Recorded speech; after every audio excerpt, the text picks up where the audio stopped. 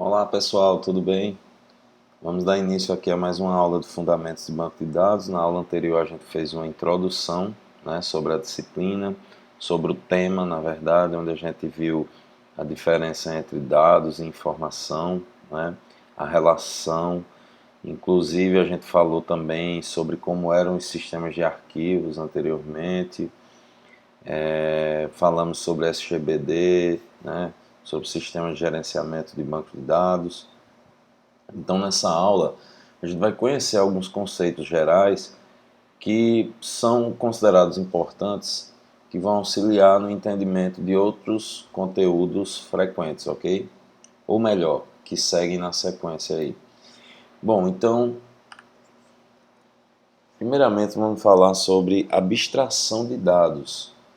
A abstração de dados consiste no encapsulamento de detalhes da organização e armazenamento dos dados, destacando recursos essenciais para um melhor conhecimento desses dados. Os bancos de dados possibilitam a abstração de dados de modo que diferentes usuários possam percebê-los em seu nível de detalhe preferido. Então, pessoal, essa questão da abstração de dados, ela ajuda muito na interpretação, né, de um banco, ok? Então ele inclusive auxilia na interpretação de diferentes tipos de usuários, de diferentes tipos de stakeholders ali envolvidos, né, no projeto de banco de dados, ok? Nessa abstração de dados existe uma classificação, né, que é definida por nível, tá? Então existe o nível físico, o nível lógico e o nível view, né, de visualização. Então, o físico descreve como os dados são realmente armazenados, tá? O lógico descreve que dados estão armazenados no banco de dados e que relações existem entre eles, enquanto que o nível view descreve apenas parte do banco de dados. Esse nível existe para simplificar a interação do usuário com o sistema. Então, se a gente for fazer uma verificação ao nível de abstração, pode-se dizer que a gente tem aí de cima para baixo, do mais baixo nível ao mais alto nível. Quando eu faço essa definição de alto e baixo nível, eu quero dizer que o baixo nível é o que é mais complexo diante de uma interpretação e o mais alto nível é o que está mais próximo a uma interpretação, né, mais simples, mais fácil de qualquer pessoa entender, tá? E aí na mediana aí, no nível lógico, né, a gente tem um modelo mais conceitual, né, que descreve que dados estão armazenados no banco de dados e que relações existem entre eles. Aqui a gente vai aprender um pouco sobre esse modelo lógico também no decorrer da disciplina, esse nível, né? Ok? Então a abstração, ela é uma forte aliada, né, na interpretação aí de bancos de dados. Aqui é só representando, né, de forma ilustrada a questão dos níveis, né, de abstração. Então notem que a ordem está até inversa, né? Agora está do mais alto nível ao mais baixo nível. E o nível de view, né, de visualização, a gente pode ter várias visões, né? Mais para frente a gente vai falar sobre independência de dados, né, que tem uma relação sobre esses níveis que também são classificados como esquemas, tá? Então a gente vai ver que na view a gente pode ter várias, né, visões aí que a gente chama também de visão externa, ok? Instâncias e esquemas. Notem, pessoal, que aqui são explicitamente conceitos, tá? Eu estou dando tópico e conceituando. Pode ser que tenha uma relação em algum momento com um tópico e outro, né, que a gente viu e de repente é uma sequência que tem uma relação, mas não necessariamente, tá? Eu estou aqui jogando para vocês conceitos fundamentais. Então, quanto a instâncias e esquemas, né, os bancos de dados mudam com o tempo, à medida que as informações são inseridas e excluídas. Isso é óbvio, né? Ele, por ser manipulável, então ele tem um status que muda frequentemente, né? Tanto com modificações, como com modificações dadas por meio de inserções de registros, como de exclusões, né? A coleção das informações armazenadas no banco de dados em um determinado momento é uma instância do banco de dados, tá? Então, repetindo aqui para ficar mais fácil de interpretar-se, ó. A coleção das informações armazenadas no banco de dados em um determinado momento é uma instância do banco de dados. Imagine o status ali do banco em um determinado momento e você captura uma foto momentânea ali. Então essa captura que você fez é aquela instância, né, naquele dado momento, ok? E o projeto geral do banco de dados é o que delimitamos como esquema do banco de dados. Já um nome bastante sugestivo, né? É a esquematização aí do banco, tá? Um outro conceito, né, que está dentro, né, da área de bancos de dados são os modelos de dados, beleza? A gente vai conhecer, né, modelos de dados, só que a gente vai trabalhar com um foco direcionado a um desses modelos, que quando eu estiver citando ele aqui, eu dou esse spoiler para vocês, tá? Então, consiste, né, os modelos de dados consistem em uma coleção de ferramentas conceituais para descrever dados, relações de dados, semântica de dados e restrições de consistência. Então, são modelos que auxiliam muito na, no projeto de bancos, né? Auxiliam na interpretação também nesse sentido.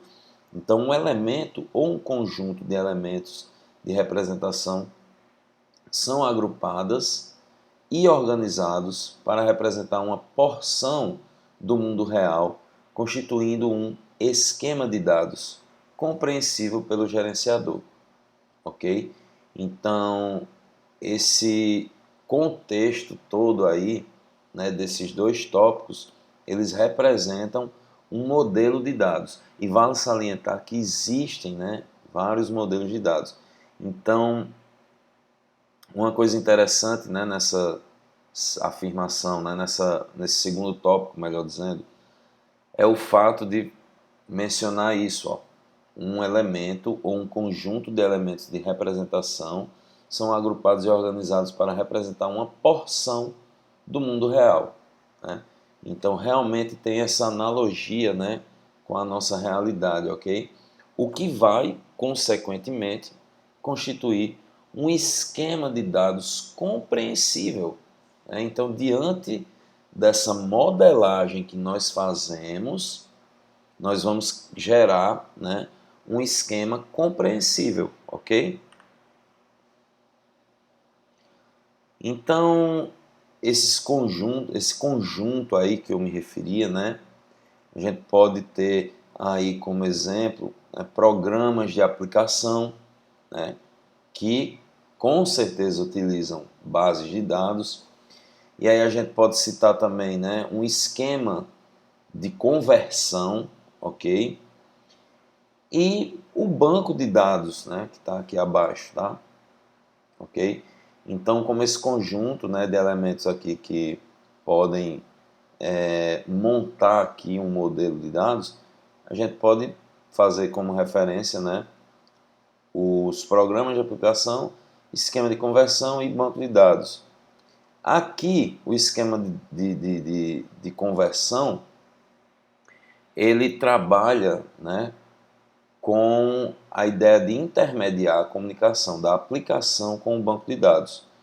Então, essa conversão é justamente essa tradução, certo?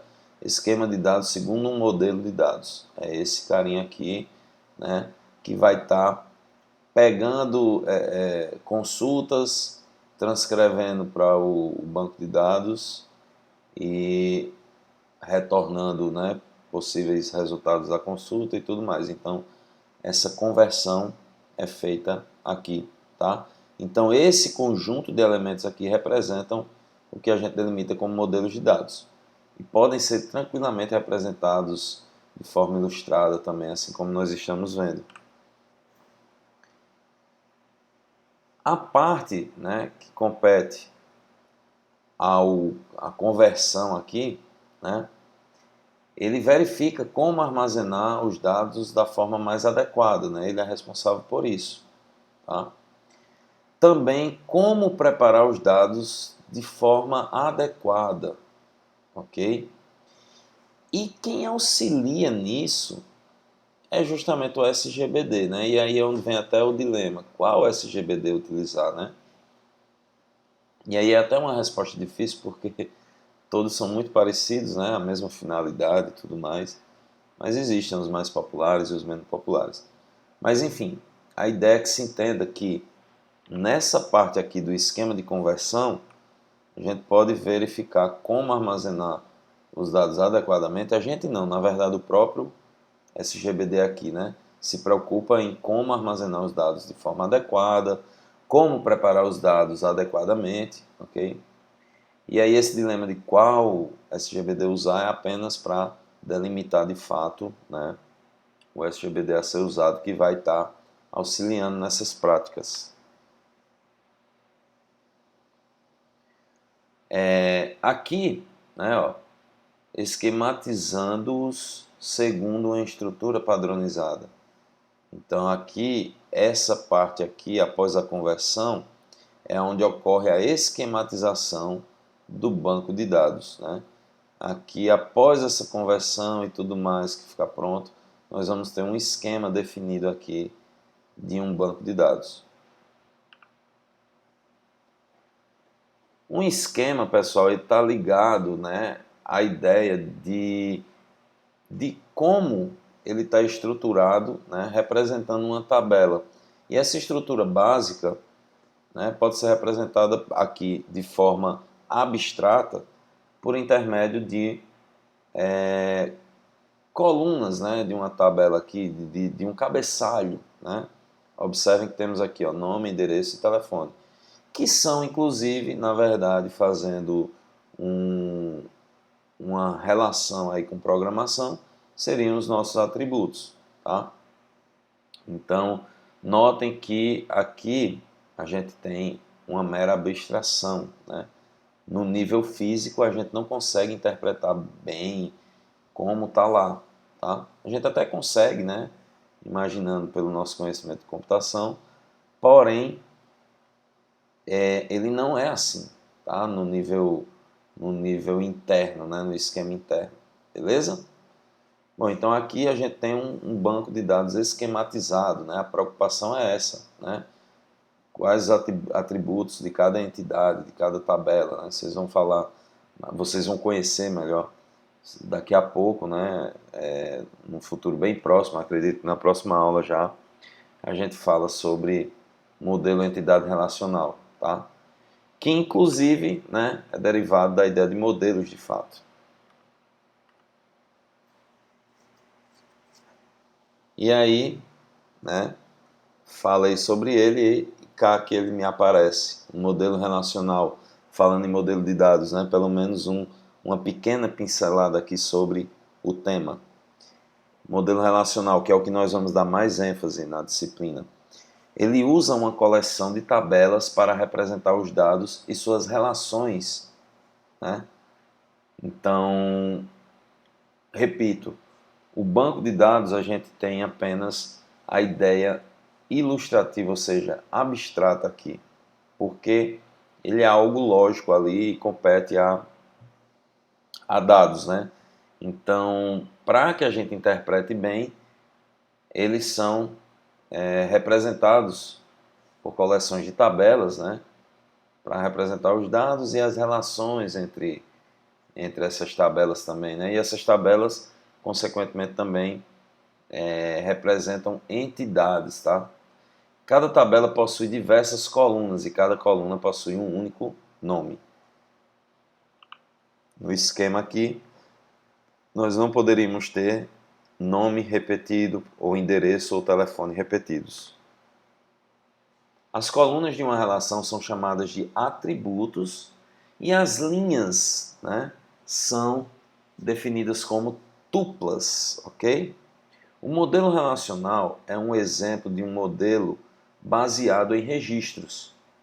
Cada tabela contém registros de um tipo específico. Por exemplo, aqui não está especificando o tipo do registro, mas a gente tem aqui um nome, um endereço e um telefone. Então aqui temos as tuplas, tá? E aqui poderíamos então ter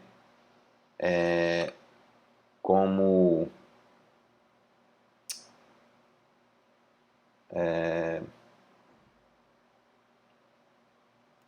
justamente isso aqui, ó.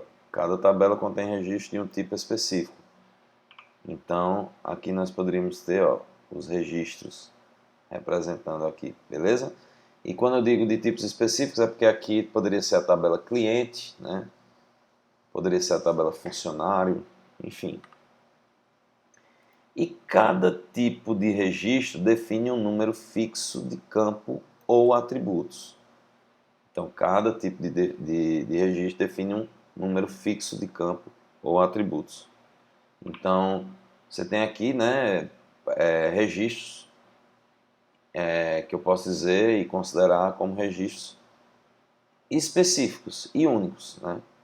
Cada um tem existem algumas técnicas que a gente vai conhecer, né, de boas práticas e tudo mais, que obrigam inclusive essa independência de cada registro também, tá?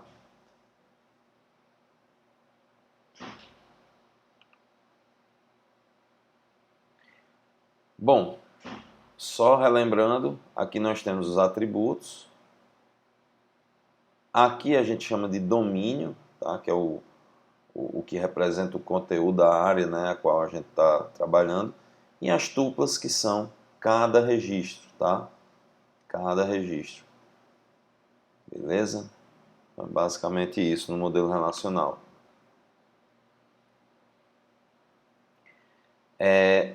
Mais especificamente, a gente tem o termo modelo de entidade relacionamento, tá? Então, o que seria? É agregar o modelo, né, que a gente está vendo aqui,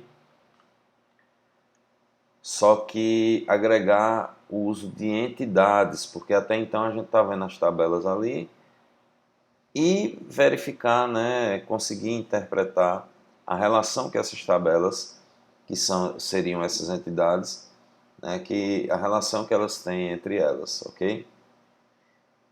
Então é baseada em uma percepção de um mundo real que consiste em uma coleção de objetos básicos chamados entidades e as relações entre esses objetos, tá? Mas o que seria uma entidade, né? Muita gente às vezes tem dificuldade em identificar o que seria uma entidade.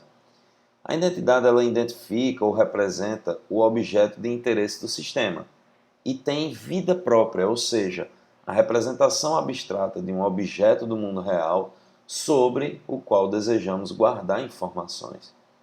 Professor, ainda está confuso, não entendi. Aqui, essa tabela, por ter os atributos nome, endereço e telefone, ela está muito genérica, né? Mas a gente consegue visualizar algumas entidades que poderiam ser proprietárias dessa tabela. Por exemplo, cliente. Um cliente ele tem um nome, um endereço e um telefone. Essa tabela, né, poderia ser de uma entidade cliente, entidade essa, né, de interesse do sistema de aplicação, né, da aplicação aí, né, que tem que registrar dados para uma entidade X, né? Poderia ser produto, poderia ser venda, tá? Então isso são entidades. E o relacionamento, por sua vez, representa a associação entre os elementos do conjunto de uma entidade com outra entidade. Basicamente, se você imaginar essa tabela sendo a tabela cliente, né? E imaginar uma outra tabela agora sendo produto. Imagina agora a relação entre essas duas entidades dentro de um sistema, de um software. Coerentemente, a gente poderia pensar que um cliente cadastra um produto, né? Então, isso é uma relação entre duas entidades. Tá bom? Então, a relação compete a esse comportamento, né, de relacionar uma tabela com outra.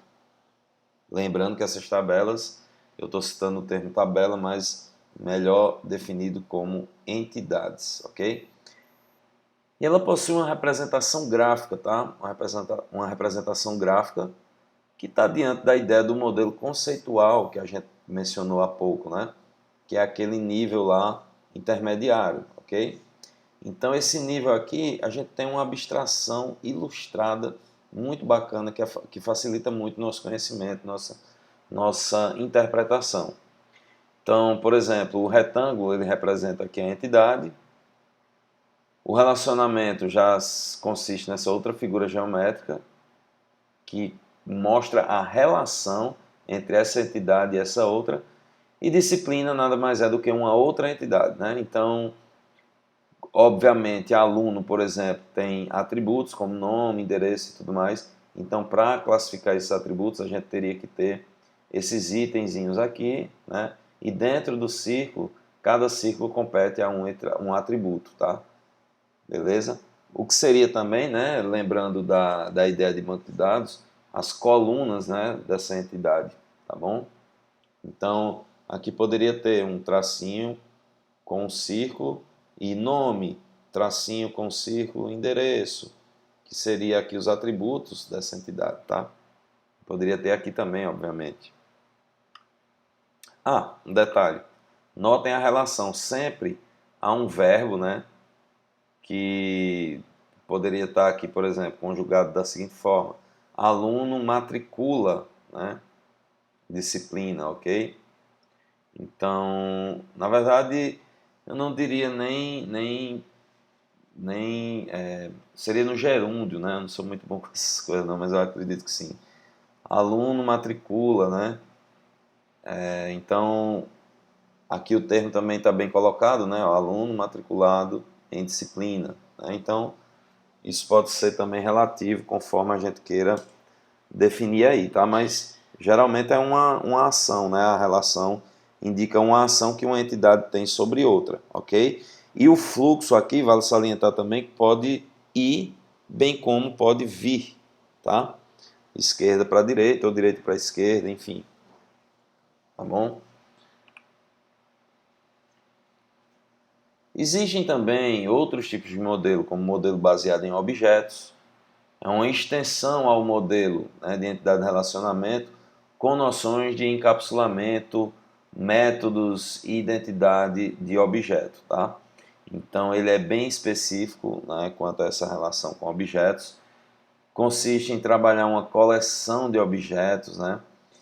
Você já pensa mais, né, na ideia de objetos. Objetos contêm atributos e métodos. Quando eu me refiro a objetos, pessoal, podem lembrar, inclusive, do paradigma de orientação a objetos mesmo, né? Porque realmente é uma relação com esse paradigma, certo? Então, objetos do mesmo tipo são agrupados em classes, né? Então, para você ver, até classes, né, tem menção aqui. Então, classe empregado, e aí temos atributos, nome, endereço, métodos, define nome, recupera nome, por aí vai. Então, anotaçãozinha aí, sintaxe, do modelo de objetos, né? E aí tem também o modelo em redes. Notem que esses que a gente não vai dar tanta ênfase na disciplina, estou só apresentando, tá? O modelo entidade-relacionamento é o que é mais tradicional e é o que a gente vê aqui, tá bom? Então, dados, quanto ao modelo de redes, né? Em redes, quer dizer, dados são representados por uma coleção de registros, tá? Quanto ao seu relacionamento, né? Ele acontece entre dados representados através de ponteiros, né? Vocês devem ter pago já a disciplina de fundamentos, né, de programação, talvez tenham visto algo ou em outra disciplina de algoritmo, alguma coisa do tipo, deve ter usado, por exemplo, C, né? E aprendido um pouco do conceito de ponteiros. Então, como ela tem essa característica, né? Então, geralmente tem SGBDs, né? Sistemas de gerenciamento de banco de dados específicos, né? Para esse modelo. Então, tem até uma citação aí, né? Do IDMs, né, da Computer Associates, e o VAX SGBD, né, o VAX SGBD, da HP, né, da Hewlett Packard, né, não sei bem se a pronúncia é exatamente essa, mas da HP. Ok, então aqui a figura apenas ilustra a ideia, né, de ponteiros aí usados no modelo em redes. Um modelo simples de se interpretar também é um modelo hierárquico, né? Ele lembra muito um diagrama, também conhecido como organograma, eu acho, em empresas, né? Então, ele é similar ao modelo de redes, né? Os dados são organizados como uma estrutura em árvore, e aí tem alguns exemplos aqui de SGBDs, o IMS da IBM, ainda utilizados em instalações do governo, industriais, incluindo hospitais e bancos, né, ainda se usa. System 2K, né, da SAS, né, o bom que eu começo com o inglês e termino no português, né, gente? System 2K, eu acho que é algo do tipo. Então, da SAS Inc., né, e TDMS, tá? Então, eu confesso que eu nunca trabalhei com esses SGBDs, tá? Estou repassando aqui porque foi extraído aí do livro, né? Então, estou citando aqui para vocês. Mas aqui está a ilustração também, né? Ó, do modelo hierárquico. Então, temos aqui terreno, indústria, comércio, dividido aqui em camadas também, né?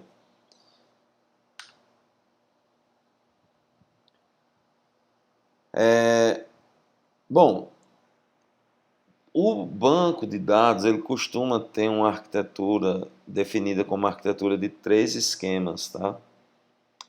Que são definidos por intermédio dos SGBDs. Então, o objetivo, né, dessa arquitetura é simplesmente separar as aplicações do usuário do banco de dados físico, dando suporte para múltiplas visões, ok? Então, é tentar separar aí,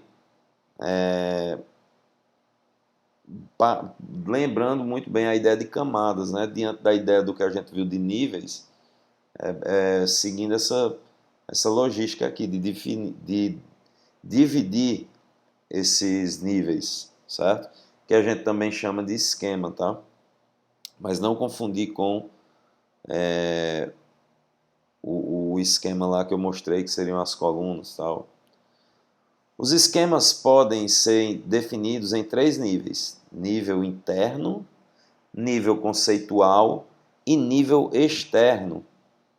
O nível interno, ele tem um esquema interno que descreve a estrutura do armazenamento físico do banco de dados.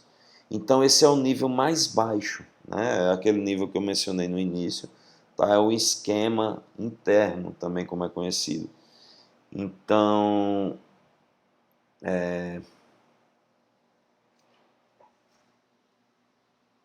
deixa eu ver aqui se eu já li isso aqui para vocês. Usa um modelo de dados físico e descreve os detalhes completos do armazenamento de dados e caminhos de acesso para o banco de dados, né? Então notem que é de fato um baixo nível aqui, é a parte onde a gente tem definições específicas aí do banco, né? É o esquema interno, tá? Como é conhecido, de acordo aqui com a figura, ok?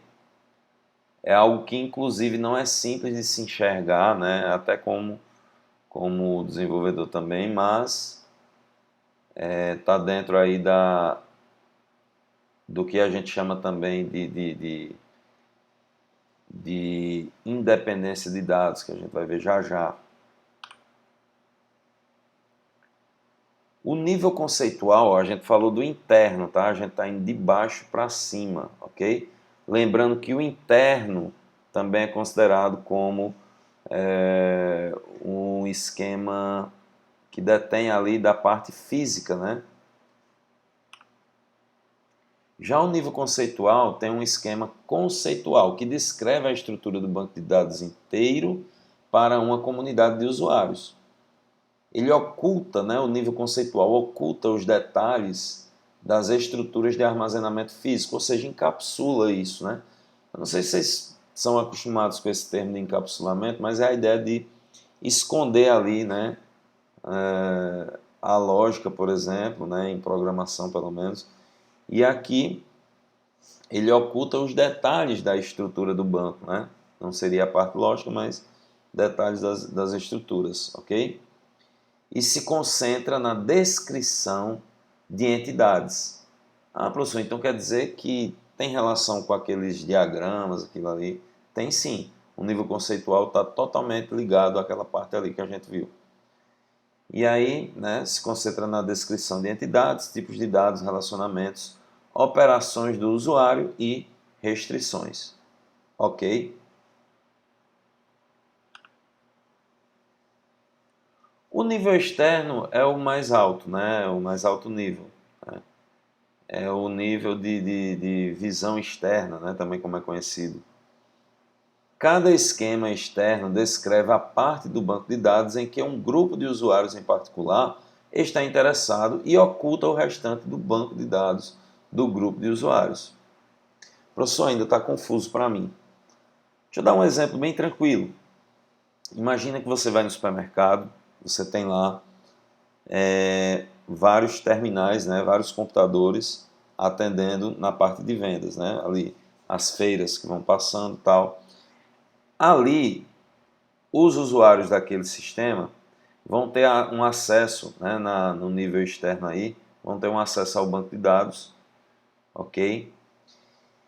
Que não necessariamente é igual ao que um gerente visualiza na parte dele, no sistema. Então, por exemplo, pode ter um módulo ali de vendas que está atrelado aos computadores dos caixas, né?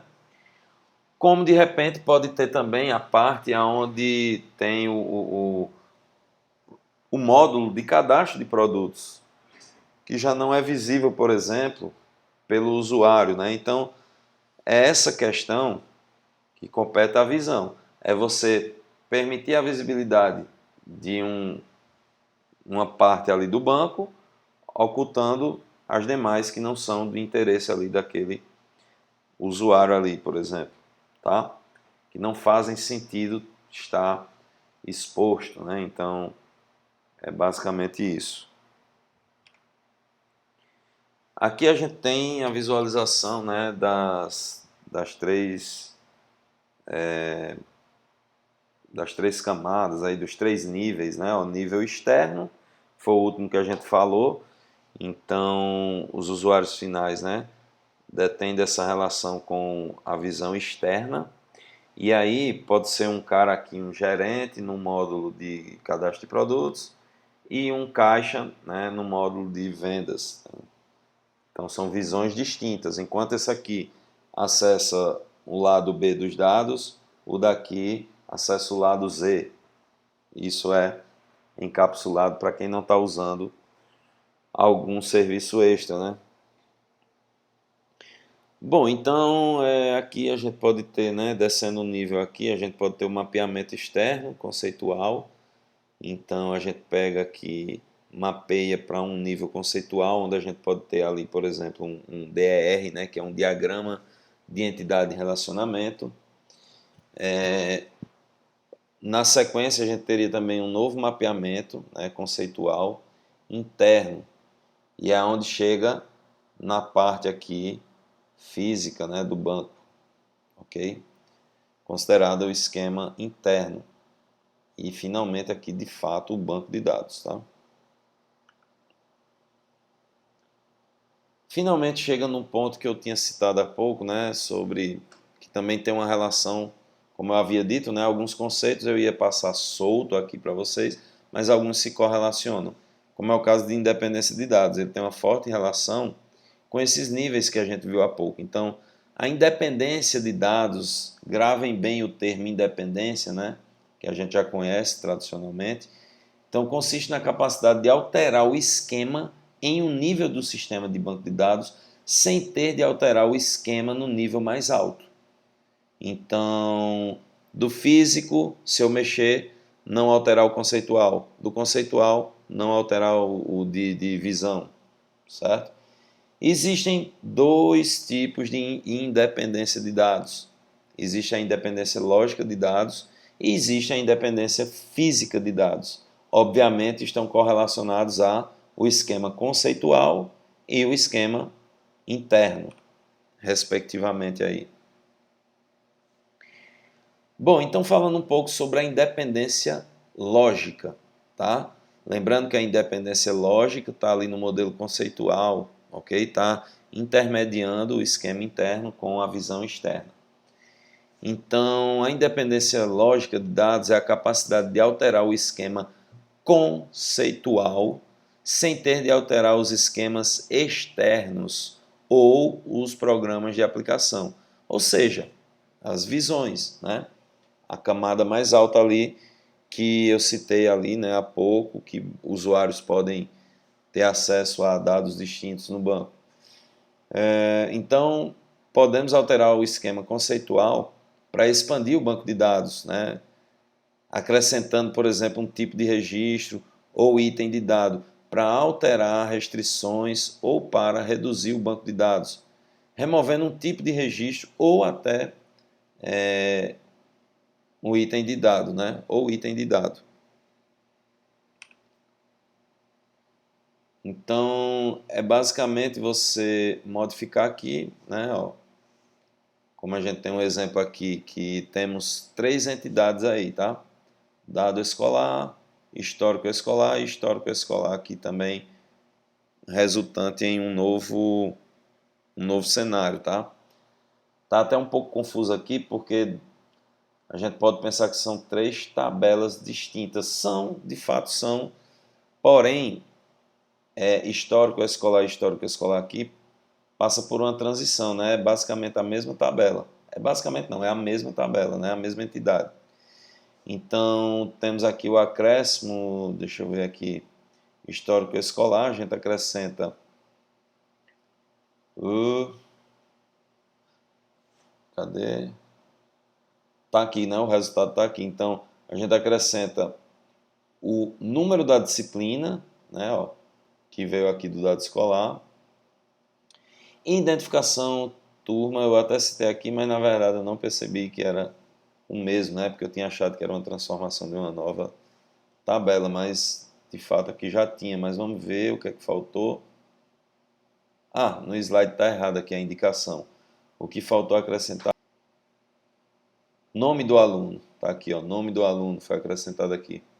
Tá? Então, essas setinhas aqui eu posso corrigir antes de disponibilizar os slides para vocês, ok? Então, só para fechar aqui, independência de dados aqui